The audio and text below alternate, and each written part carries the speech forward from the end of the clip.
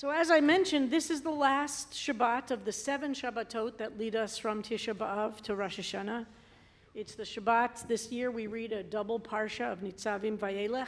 I love when it's a double parsha of Nitzavim-Vayelech because of what the two words mean. So Nitzavim means to stand, and it's from the beginning of that parsha, which is Atem Nitzavim Kulchem, that you're all standing. And Vayelech is he went or he goes. So you're standing or going, whatever you're doing, it's covered in this double parsha. And this is the 23rd day of the month of Elul. That means the countdown is really beginning. And according to the tradition of our people, the 7 days of creation are the 7 days leading up to Rosh Hashanah itself. So I think the first day of creation is parallel. Is it the 24th or I'm bad at math. The 24th or the 25th of Elul, all the way to the end of the month. And this week's Parsha in Nitzavim has, and we have it quoted on the front of the cover, one pasuk, one verse from it, that I want to read a paragraph that is, when I was ordained in 1990, my class chose this text to have calligraphied, where there were 10 of us in our class, and we each had a calligraphied poster with these words on it, and each of us signed each other's poster. It was prettier than a poster, that's the wrong word. It was on beautiful parchment paper, and it was all hand calligraphied of this verse, of this paragraph, and we all signed it for each other because we tried to come up with a really meaningful text that meant a lot to each of us individually and the 10 of us. And unfortunately, my office here doesn't have room to hang anything. So it's not hanging in my office here, but if you remember my office from Bethune Street, I had it hanging very prominently. And every day when I sat at my desk, whatever I was doing, I would see this text surrounded by the 9 other members of my rabbinical school class reminding me what we were doing this for. That's how important, that's how much it meant so much to us. And I'm going to teach you a little bit about this text, and especially what happens to it in the Gemara or the Talmud. So it's in the Nitzavim part of the Nitzavim-Vayelech. And the first verse of it is here on the front of your program. Ki ha-mitzvah hazot, this instruction or this teaching of this mitzvah hazot, asher anochi mitzavcha hayom, which I am teaching to you today, lo nifleti, it is not so wondrously difficult, mimcha, or not so from you, velo rechokahi, and it's not so far away from you.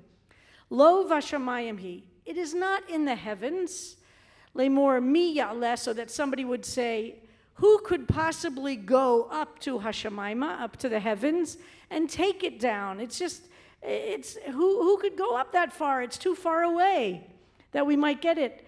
So, velo me'avar layam, it is not so far that it's way beyond the sea, and it's not so that nobody would say, it's so far away, you would have to schlep all the way across the sea, on and on. No. The thing, ki carob elecha, because hadavar me'od beficha, that the thing itself is very close to you. It is in your mouth, beficha, uvilvavecha, and in your heart. That's where it is. So what is the thing? So you get it, it's this incredible verse that describes the Torah itself. Moshe is coming to the end of his life, and in fact, in this parsha, in this double parsha, he gives a blessing to Joshua, who will continue on after him. And Moshe is trying to describe to people, don't think it's so hard to live this life of justice and of meaning. Don't use the cop-out language that it's too difficult. It's meant for people over there. For me, I couldn't possibly do it. It's way up so high in the heavens. I'm not a pious person. I can't possibly do it. Or it's so far away. I can't. It's not near my life. No, the text is saying it's in your mouth and it is in your heart. So the Gemara does a lot with this text, and I want to tell you now. So hold on to that. Okay, just put that over here for a second, or whatever you do in literature. Just that's a piece that I want you to remember. And in Bava Metzia, there's a very famous story. It might be one of the most famous stories in the Talmud about the tanur, which is a oven of Achnai. and there's an oven that's brought to the rabbis to determine whether or not the oven is pure. I'm not going to get into the issues that were, is this familiar to anybody? Anybody know the story? Yes. So some of you know the story. So it's a dispute about whether or not this particular item is pure. So it's not a ethical question. It's a question of determining whether this is pure. So all of the rabbis except one agree on the answer to the question.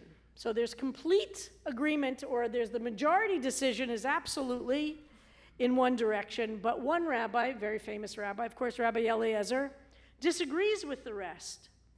And it doesn't even matter which way it goes. The point is there was a majority that ruled in one way and one person who ruled in a different way. And there are two very famous rabbis in this story, which is a whole other line of this, which we're not going to focus on tonight. And Rabbi Eliezer says, I'm right, you're wrong. No matter what, you can't convince me that I'm wrong when you're right, because I know I'm right. And Eliezer said, I am so right. I know I am so right, and I know you are so wrong, that if I am correct, this carob tree that's over here will leap 50 feet over here. And the carob tree leaps from over there to over there. And the rabbis say, legal decisions are not created, are not decided by leaping carob trees. We're not impressed. So Rabbi Eliezer says, well, if I'm right and you're wrong, the stream that's right in front of us is going to change direction. The water's going to go the opposite direction because I'm right and this is the right decision. And the stream switches direction. And the rabbis say, legal decisions should not be made by streams switching direction. That's not how this works. And the rabbi's getting more and more upset. And he says, okay, if I'm right and you're wrong, may the walls of the study hall cave in, where everybody's sitting. So this is one of my favorite parts of the story. So the walls of the study hall start to cave in, but then out of respect for one of the other big rabbi with whom he's disagreeing, the walls don't collapse entirely. They just stay at a slant forever. And the rabbis say, whether or not walls fall does not decide a legal decision that we have to face. So then, and now I'm going to read from the Gemara itself. The walls did not fall because of the deference due this other rabbi, but they didn't straighten because of the deference to the first rabbi. So to this day, the Gemara tells us, they remain leaning. Rabbi Eliezer then said to them, if the halacha is in accordance with my opinion, heaven itself will prove it. A divine voice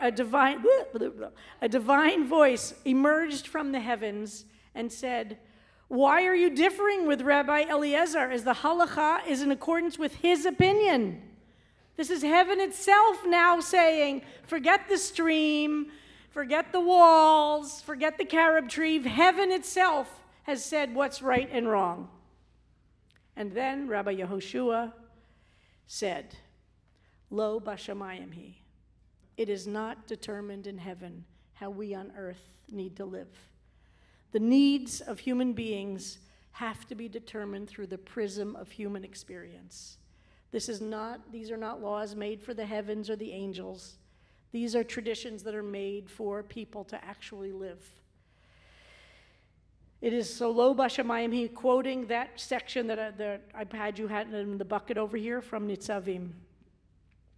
Since the Torah was already given at Mount Sinai, we do not regard the divine voice, the rabbis said. We are not compelled by the voice of God even coming down and telling us, because it's already been written down, and now our job is to take this Torah and make it work with the lives of real human beings.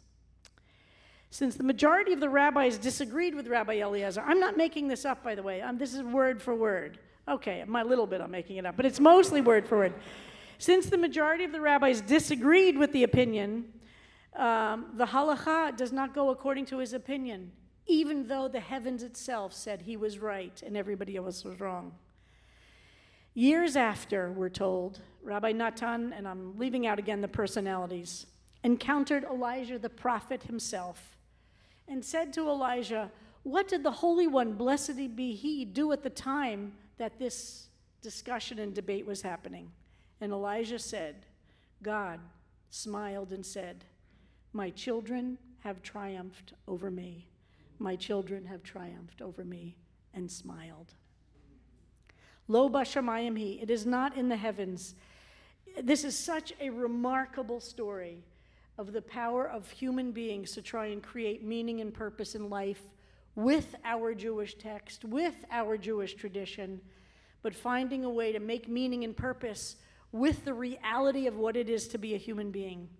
We're told in Jewish law that you can't pass a law that is a huge burden for people to observe. That it can't be a tircha, it's called in Jewish law. It has to be actually doable. You can't come up with a system that's not possible for human beings. That people have to be able to find their way. So what's the reason that we in our rabbinical school class wanted so much that this text would stay with us as long as we had walls in our offices to hang them, to remind us each other of those studies that we were together, lo bashamayim hi, to remember over and over again, nothing is too hard. Nothing is so difficult that you cannot take that first step.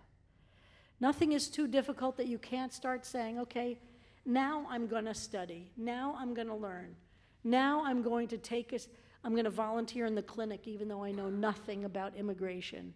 Now I'm going to light Shabbos candles even though I've never done it before. Lo bashamayim hi. It's not about perfection or what angels do. Over and over and again, we're taught it's about what we human beings can do. And that includes forgiving ourselves for the ways we don't live up to what an angel might look like. And in this season, when we read this text, lo bashamayim hi, it is not so far from you. It is in your mouth and in your heart, means with the imperfections of who we are as human beings. That's how we've been created. It's not a bad thing that we make mistakes. It's part of the program. The question becomes, what do we learn from them? Where do we grow? How do we build on them? How do we get up again? And who do we become? We were not angels were not created to be what human beings are, and human beings not what angels might be.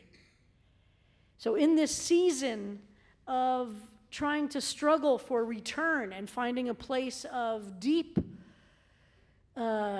acceptance, lo bashamayim hi, it's not in heaven, it's right here.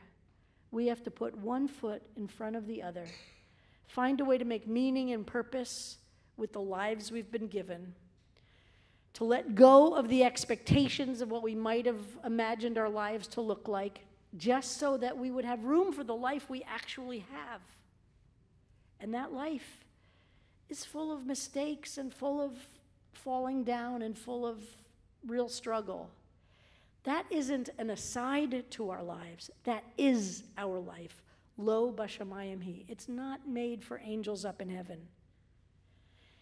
And I believe that as we move through this season, remembering lo bashamayim hi, it's not so hard that we can't try. Whatever it is, we need to do. We, as rabbinical students then and as rabbis now, there are 9 of us left of the original 10. The text remains very important to us. To remember, it's not just about ideas, it's about how they get implemented. It's not just about what we think, it's about how we live. Lo bashamayim hi. So I pray for all of us going through this season. We embrace that we're not angels. We embrace that our lives have not added up in all the different ways we might have imagined. And like we learn in all different profound ways, we have to look to be the reason somebody else believes in goodness. Lo bashamayim hi. It's not in the heavens.